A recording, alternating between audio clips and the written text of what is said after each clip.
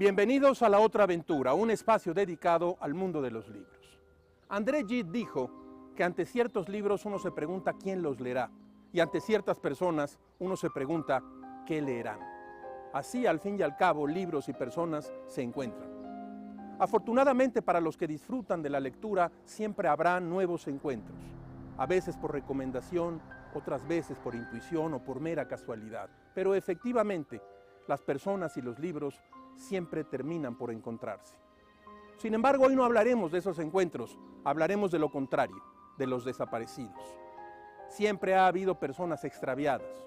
A veces, cuando los tiempos son oscuros, los desaparecidos se multiplican y resulta inevitable pensar que uno mismo podría ser el siguiente. Mario Benedetti no es un autor que yo frecuente a menudo, pero escribió un poema titulado justamente Desaparecidos.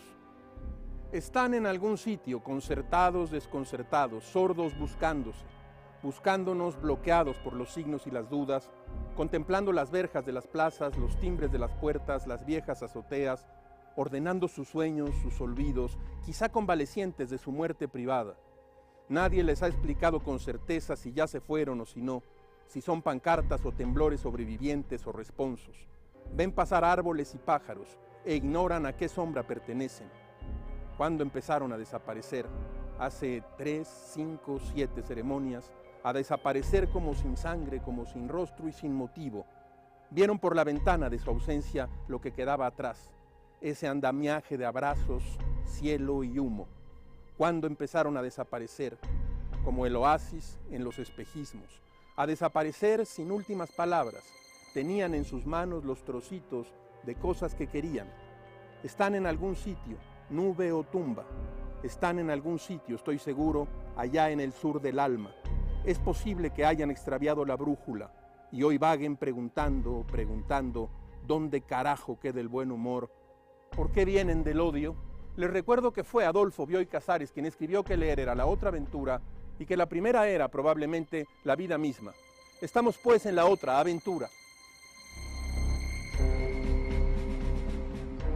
El Principito es una de las obras más leídas del mundo. Usted seguramente conoce la historia del piloto que sufre un accidente en el desierto y que se encuentra con un enigmático niño que es un principito. De sus charlas y juegos uno deduce que el Principito no entiende a los adultos y tiene un mundo propio que le permite actuar sin mentiras. Luego de una convivencia de varios días, cuando ya el piloto y el niño son amigos, el Principito desaparece. Pareciera que ha muerto, pero el piloto nunca logra encontrar el cuerpo. Antoine de Saint-Exupéry, el célebre autor, fue un noble francés que nació en el año de 1900. Desde muy joven se convirtió en piloto y prácticamente toda su vida estuvo piloteando aviones para repartir correo, hacer pruebas a las naves, volar en el ejército e incluso tratar de batir récords de vuelo. Prácticamente todos sus libros se basan en sus aventuras como piloto. Incluso en uno de sus cuentos, Tierra de Hombres, hace referencia a la terrible experiencia de haber efectuado un aterrizaje forzoso en el desierto del Sahara. Pero, a pesar de que ni él ni su copiloto André Prévost sufrieron heridas graves, el desierto estuvo a punto de matarlos. No sabían exactamente dónde se encontraban y tampoco tenían provisiones suficientes ni adecuadas para sobrevivir en un clima tan extremo. Tuvieron alucinaciones visuales y auditivas, y al cuarto día dejaron de transpirar debido a la grave deshidratación. Un beduino los descubrió y les salvó la vida. Con 44 años, Saint-Exupéry se unió a las fuerzas francesas libres para luchar contra Hitler. En julio de 1944 despegó desde Córcega para observar los movimientos de las tropas alemanas que se encontraban en Ródano. Saint-Exupéry nunca regresó. Su desaparición quedó envuelta en el misterio durante muchos años, a pesar de que una mujer dijo haber visto un accidente aéreo un día después de que Antoine despegara.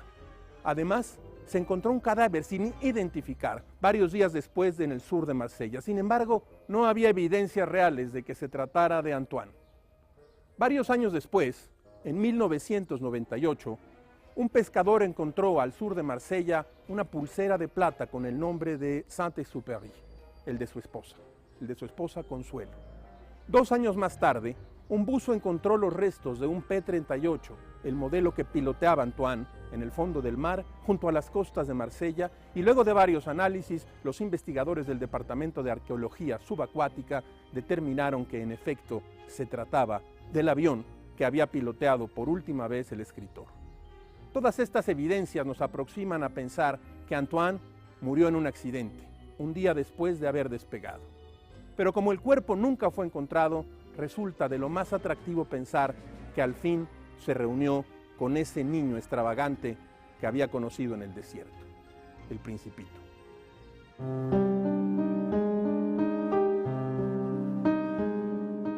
Ambrose Bierce fue un escritor norteamericano que creció en un ambiente opresivo y puritano que afectó su carácter y el del resto de su familia. De lo que sabemos de su vida, parecía que siempre estaba huyendo de algo. Durante su juventud, participó en la Guerra Civil estadounidense, lo que le deja graves secuelas físicas, pues fue herido en varias ocasiones. Después se convirtió en periodista y escritor de ficción. Uno de sus rasgos más característicos es el uso de la ironía. Seguramente el ambiente de su familia fue una excelente escuela para comprender mejor la hipocresía de las personas, de las instituciones, de la sociedad. Otro rasgo fundamental en su literatura es el terror. En sus cuentos logra crear atmósferas inquietantes y oscuras que detonan en el lector un auténtico terror, como en su cuento La cosa maldita, en el que un hombre es salvajemente asesinado por un ente indescriptible que solo él parecía ver e incluso entender.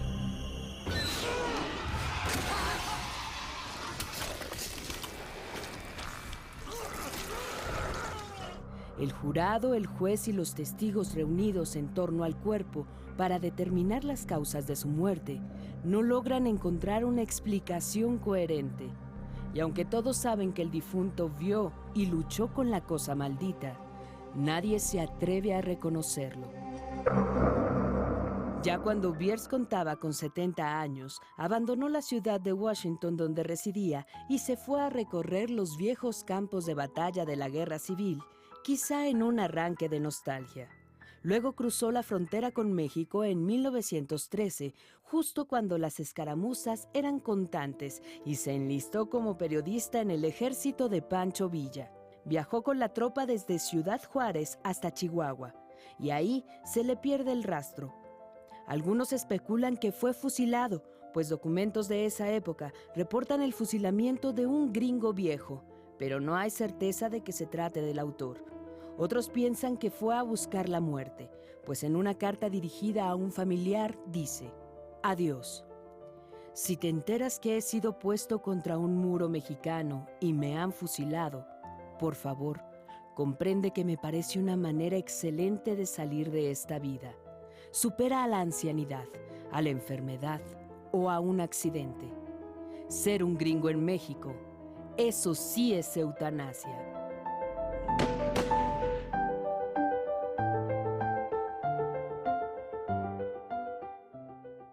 Dos libros de desaparecidos. El primero es un clásico de Balzac, El coronel Chabert.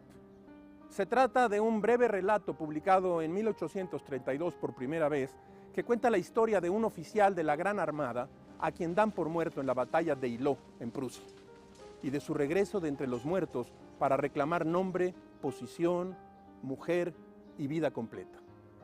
El relato también se llamó La condesa de los dos maridos. Si París es la capital del siglo XIX, Balzac es su cronista. Un clásico sobre desaparecidos que usted no puede perderse. Una novela de Tomás Eloy Martínez, Purgatorio. Es una de las historias más bellas y tristes que usted pueda leer sobre desaparecidos. En el año de 1976, Simón Cardoso es detenido por militares argentinos que impusieron una dictadura sangrienta y nunca más aparece. 30 años más tarde, su mujer, Emilia Dupuy, se paraliza al oír su voz en un restaurante de New Jersey. El mundo se había desmoronado con la tragedia. Pero entonces, cuando él aparece, todo recobra su brillo original. Esta novela del gran escritor argentino Tomás Eloy Martínez guarda una lección: que un personaje parezca real sin serlo, que un desaparecido regrese de entre los muertos. El regreso de Simón Cardoso ante los ojos de su mujer contiene un misterio. El tiempo no ha pasado por él, sigue joven, como en el día en que desapareció. Una gran novela, real y misteriosa, intensa y triste, una historia de amor y una historia política de la dictadura militar argentina que puede conseguirse hoy en día en el editorial Alfaguara, de Tomás Eloy Martínez, Purgatorio.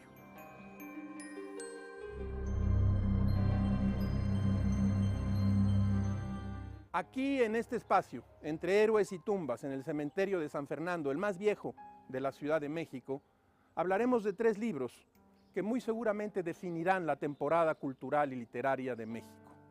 El primero de ellos es Adiós a los padres, de Héctor Aguilar Camín, publicado por Literatura Random House. Se trata de la más reciente novela de Aguilar Camín, una historia escrita en primera persona de la historia de su familia, de un padre ausente y de una madre que saca adelante a 5 hijos, de una Ciudad de México antigua ya y de la fundación del pueblo de Chetumal. La intensidad prosística de Aguilar Camín ha logrado en este libro uno de los momentos más altos en su obra. Creo además que podría considerarse como un nuevo punto de partida en la obra de Héctor Aguilar. Una partida en la cual el memorialista le disputa todo su talento al historiador y el historiador al gran narrador que sabe estructurar novelas. Un gran libro, Adiós a los padres, de Héctor Aguilar Camín.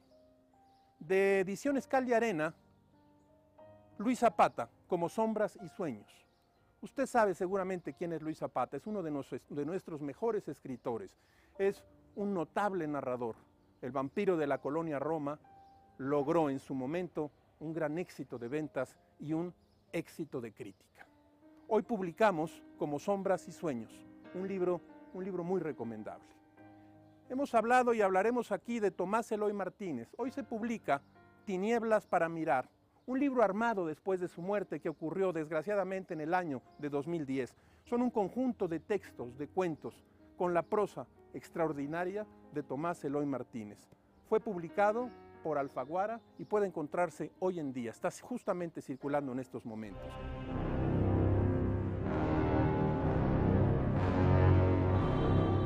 El público encontrará en este espacio, como todas las semanas, una ventana por la que pasan como ráfagas la felicidad y la desdicha de escribir gajes del oficio, aforismos, frases, máximas. Un libro, como un viaje, se comienza con inquietud y se termina con melancolía. José Vasconcelos.